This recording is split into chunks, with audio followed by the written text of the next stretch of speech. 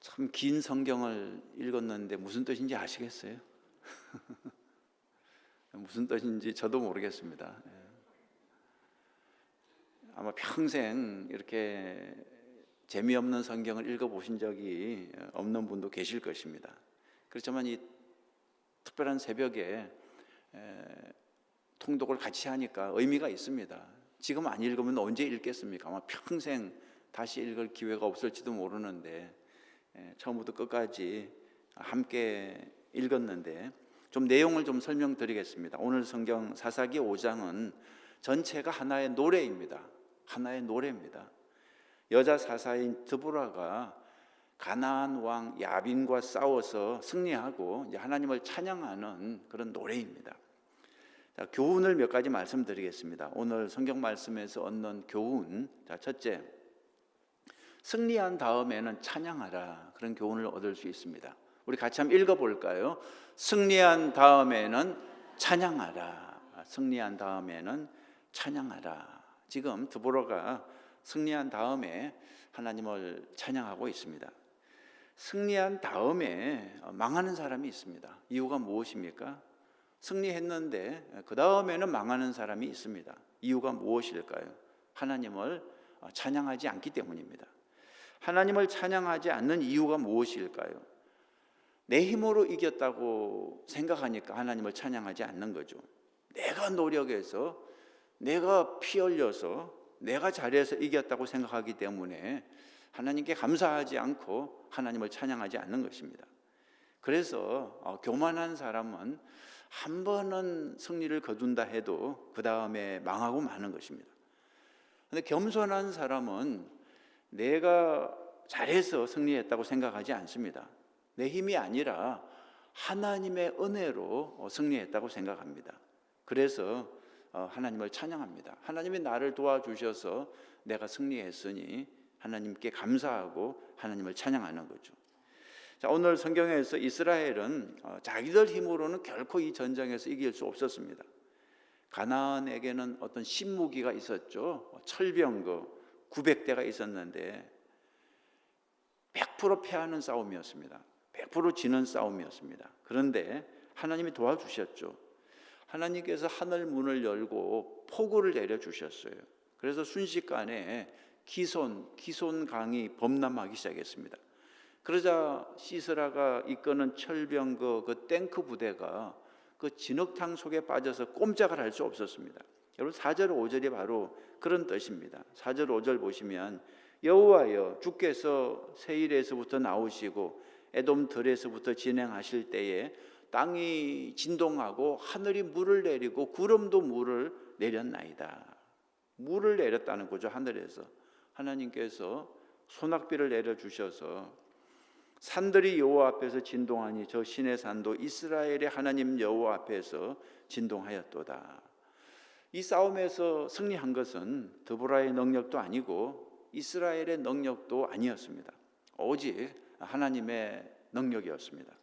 하나님의 도우심으로 승리한 후에 드보라는 그래서 즉시 하나님께 찬송과 영광을 돌린 거죠. 그래서 우리가 여기서 얻는 첫 번째 교훈은 승리한 후에는 반드시 하나님께 감사하고 하나님께 찬양하라는 것입니다.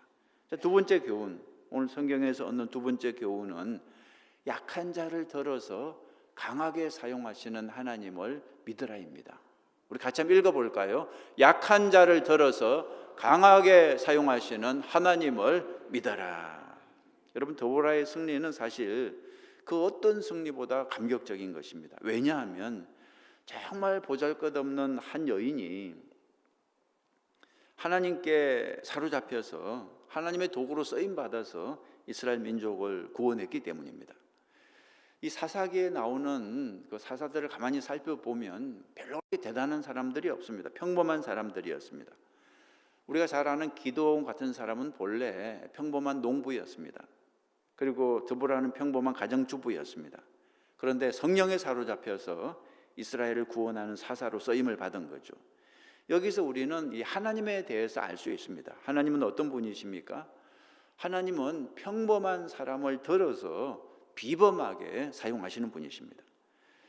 여러분, 천재를 천재로 사용하는 것은 누구나 할 수 있는 일입니다. 그러나 바보를 천재로 사용하는 것은 아무나 할 수 없는 일입니다. 그건 정말 전능하신 하나님만이 하실 수 있는 일이죠. 그러니까 하나님은 우리같이 모자라는 사람도 들어서 위대한 지도자로 사용할 수 있는 분이라는 거죠. 여러분, 고린도전서 1장 27절에 이런 구절이 있습니다. 우리 같이 한번 읽어볼까요? 하나님께서 세상에 미련한 것들을 택하사 지혜 있는 자들을 부끄럽게 하려 하시고 세상에 약한 것들을 택하사 강한 것들을 부끄럽게 하려 하시며 그랬습니다. 세상에 미련한 것들, 세상에 약한 것들 하나님께 사로잡히니까 오히려 세상에 지혜 있는 자들, 세상에 강한 것들을 부끄럽게 할 수 있다는 것입니다. 여러분과 저같이 평범한 사람도 전능하신 하나님 손에 붙잡히면 세상을 구원하는 일에 쓰임받을 수 있다는 것입니다. 여러분, 우리가 잘 아는 그 오병이어 기적 기억하시죠? 오병이어. 그 기적이 어떻게 해서 일어났습니까?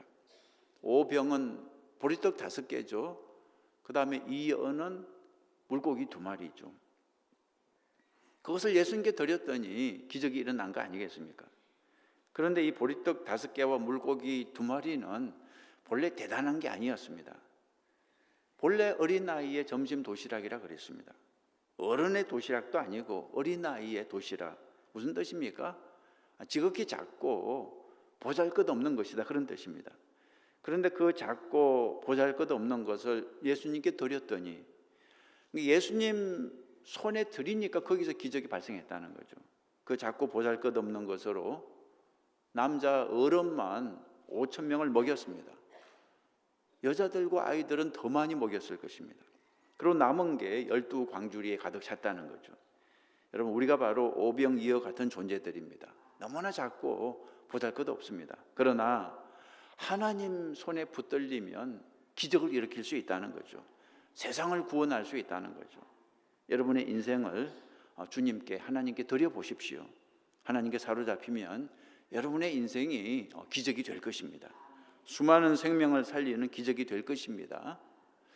그 한국에서 몇 년 전에 히트했던 영화 중에 국제시장이라는 영화가 있었습니다. 보셨습니까? 국제시장. 국제시장 영화에 등장하는 사람들 중에 제가 개인적으로 관심이 있었던 인물은 현봉학이라는 청년이었습니다. 이 청년은 실제 인물이었다고 그러죠. 이 청년은 함흥에서 출생했습니다. 함흥에 있는 독실한 기독교 집안에서 성장했습니다. 아버지가 목회자였습니다. 선교사의 도움을 받아 미국에 유학했는데 버지니아주 주립대 의과대학에서 공부했습니다.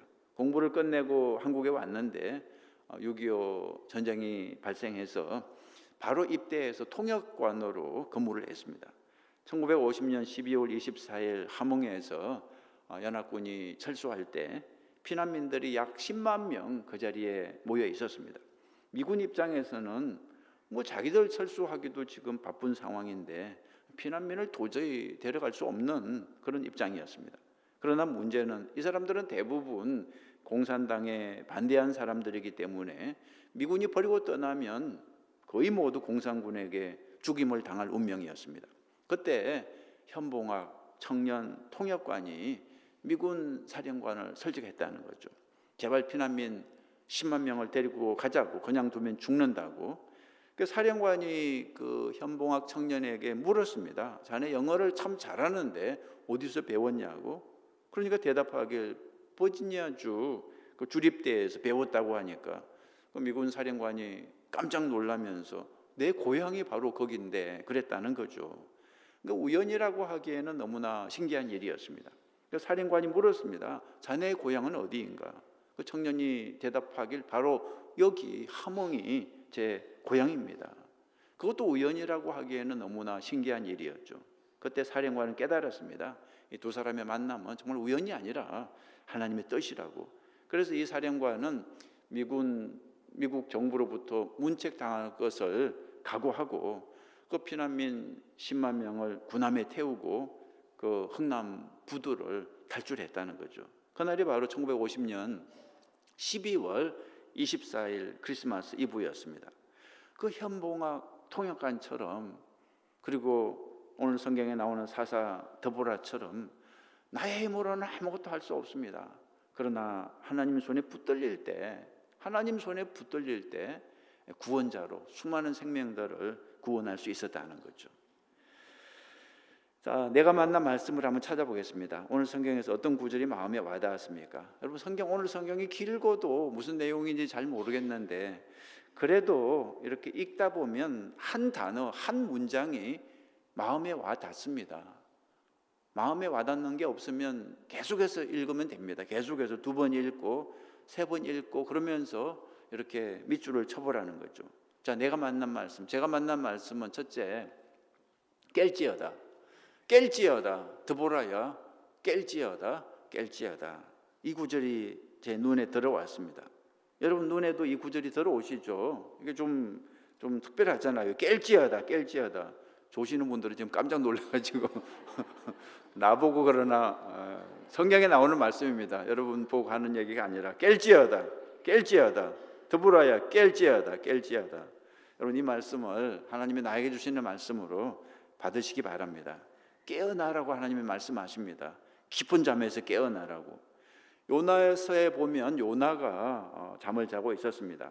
그때 배가 침몰할 위기를 만났는데 요나는 한가하게 잠을 자고 있었습니다.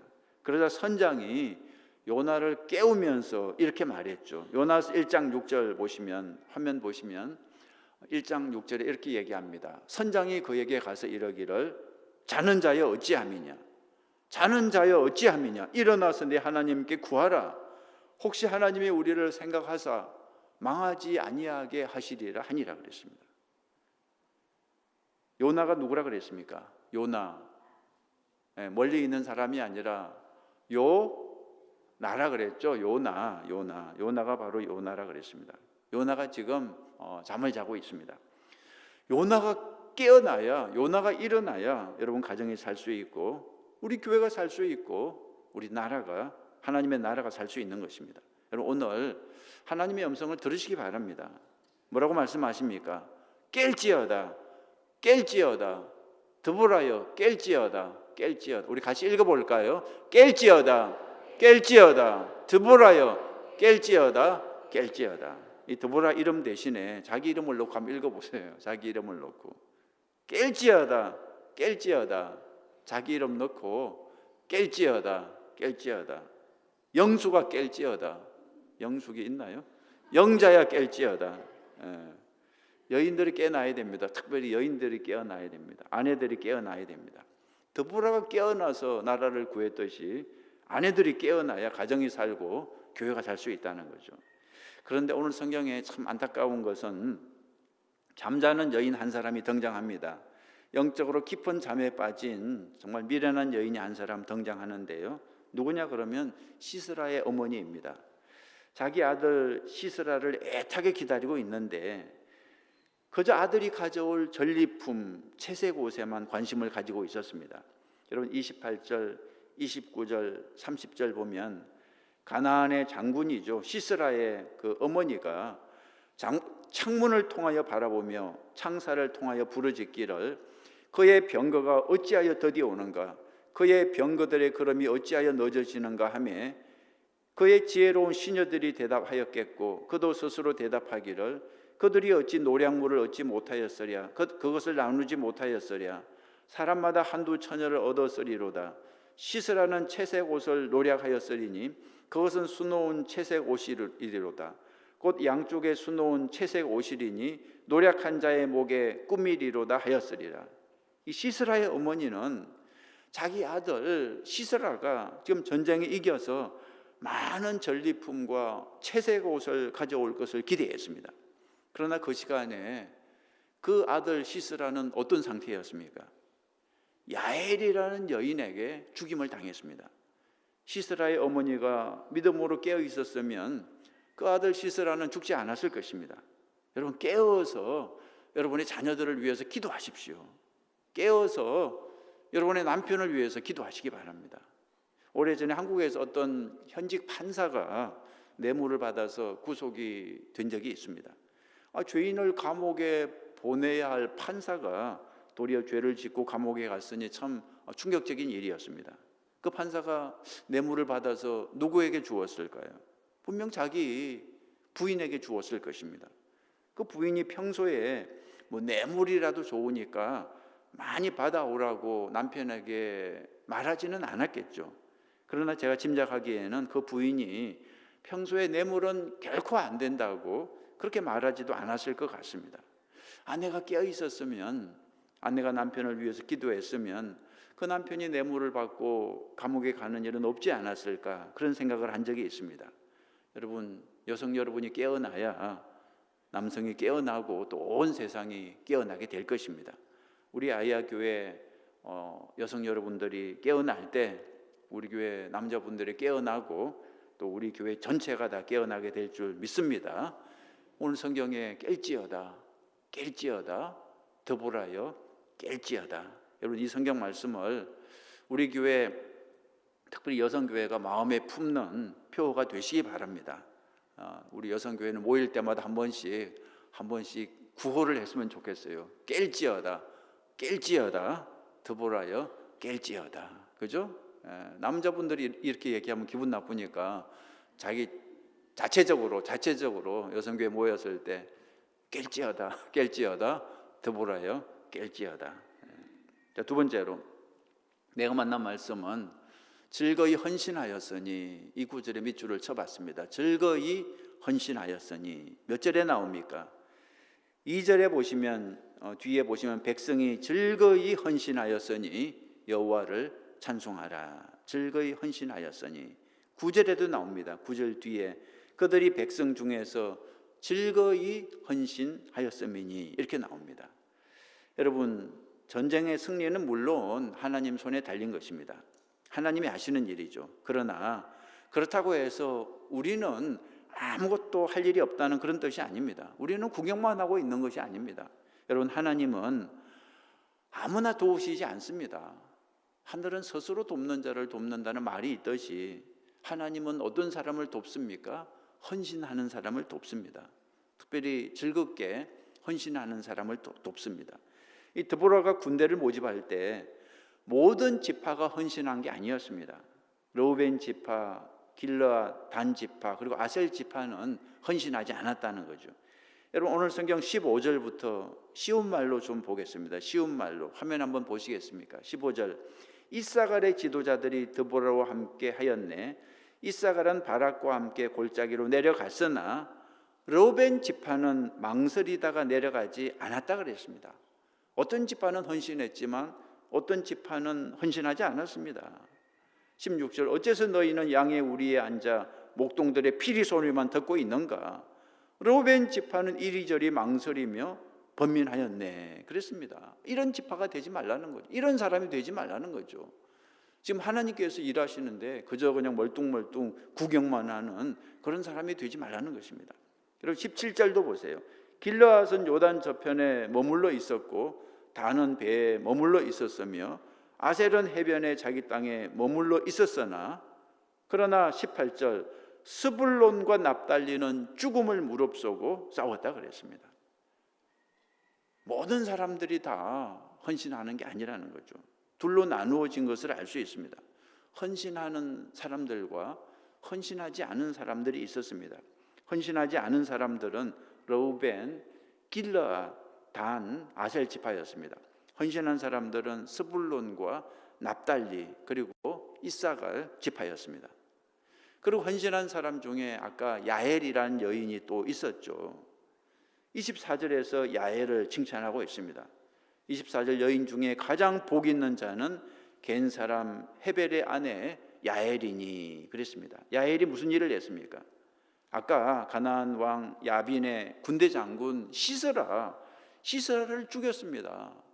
시스라 장군은 남자 손에 죽은 것이 아니라 여인의 손에 죽었습니다. 야엘이 여인의 몸으로 하나님을 위해서 하나님의 전쟁에서 큰 일을 감당한 거죠. 드보라도 여인이었고 이 야엘도 여인이었습니다. 이 전쟁은 여인들이 큰 공을 세운 거죠. 하나님께 붙잡힐 때 여인이 이 전쟁을 승리로 이끌 수 있었습니다. 여러분, 헌신을 할 때는 즐거이 해야 됩니다. 즐겁게 억지로 하지 말고 끌려가지 말고 즐거운 마음으로, 기쁜 마음으로 헌신해야 됩니다. 시편 100편에 1절 2절 보시면 온 땅이여 여호와께 즐거운 찬송을 부를지어다 그랬습니다. 즐거운 찬송을 부를지어다. 2절에 기쁨으로 여호와를 섬기며 노래하면서 그의 앞에 나아갈지어다. 우리 교회 안에는 즐겁게 헌신하는 분들이 많이 생겨나기를 주님의 이름으로 축원합니다.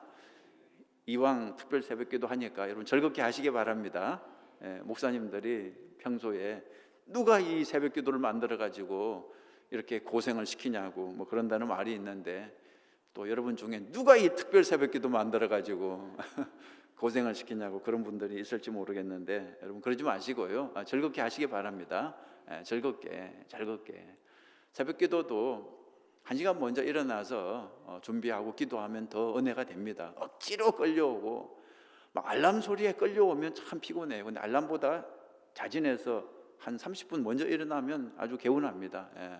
알람에 끌려다니지 말고 알람보다 먼저 일어나서 알람을 끌고 가면 더 아주 힘이 나죠. 즐겁게 이 특별 새벽기도를 같이 하실 수 있기를 바랍니다. 마지막으로 하나만 더 보죠. 마지막으로 제가 밑줄을 친 성경 구절은 3절 세 번째인데요. 메로스를 저주하라입니다. 이게 무슨 암호 같아요. 메로스를 저주하라. 이런 얘기 들어보셨어요?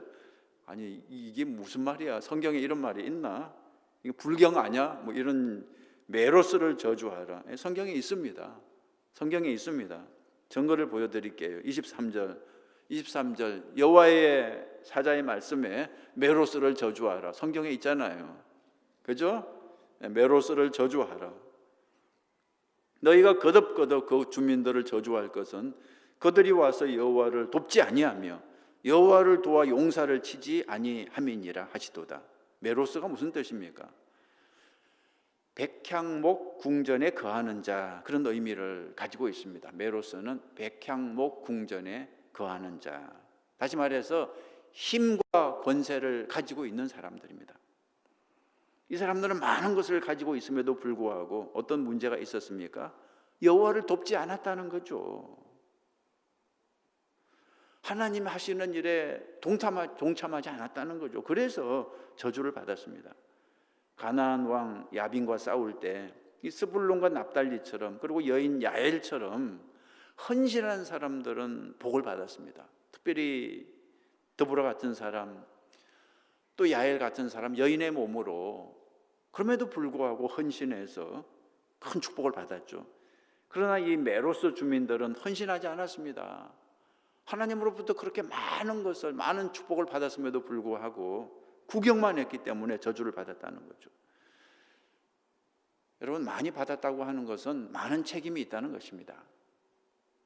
달란트 비유에서 하나님께서 많이 주셨다는 것은 많은 헌신을 하라는 뜻입니다.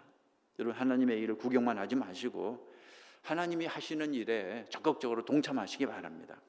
하나님이 여러분에게 주신 것이 무엇입니까? 무엇을 주셨어요? 건강을 주셨습니까?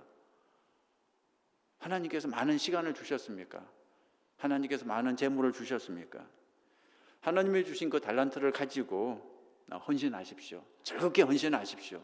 하나님께서 큰 상을 주실 것입니다. 말씀을 마치겠습니다. 여러분, 전쟁은 하나님께 속한 것입니다. 그죠? 군사가 꼭 많아야 이기는 게 아닙니다. 하나님 편에 서면 이길 수 있습니다. 하나님은 나같이 작은 자를 들어서 얼마든지 구원의 도구로 사용하실 수 있는 것입니다. 여러분, 내가 가진 것을 가지고 즐겁게 헌신하십시오. 하나님께서 기적을 일으켜 주실 것입니다. 그리고 승리한 후에는 어떻게 하라고요? 승리한 후에는 하나님께 감사하고 또 하나님께 찬양하라 그랬습니다. 그래야 하나님께서 계속해서 승리를 주시는 것입니다.